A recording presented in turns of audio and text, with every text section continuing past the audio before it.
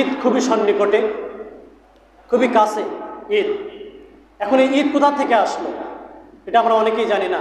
আল্লাহ রসুল যখন মক্কা থেকে মদিনায় হিজরত করলেন, মক্কা থেকে মদিনায় হিজরত করার পরে দেখে মদিনাবাসীরা তারা দুইটা দিনে আনন্দ উৎসব করে। একটা দিনের নাম হলো নওরোজ, আরেকটা হলো নওরাজ। এই দুইটা দিনে তারা আনন্দ উৎসব করে। এই আনন্দ উৎসবগুলো শরীয়ত সম্মত ছিল না। শরীয়ত সম্মত না থাকার কারণে আল্লাহর পক্ষ থেকে ওহী আসলো, হে রসুল আপনি জানিয়ে দেন তারা যে দুইটা উৎসব করে এই দুইটা উৎসব শরীয়ত সম্মত না। এই জন্য তারা যেন দুইটা উৎসব আমি আল্লাহর পক্ষ থেকে নির্ধারিত, একটা হলো ঈদ উল ফিতর, আরেকটা হলো ঈদ উল আজহা। তারা এই দুইটা দিনের জন্য একমাত্র ইসলামী শরিয়া মোতাবেক তারা আনন্দ উৎসব করে। সকলে বলি সুবহানাল্লাহ।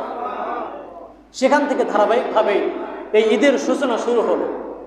এই ঈদ আপনি আমি পেলাম, এটা আল্লাহর পক্ষ থেকে একটা নিয়ামত।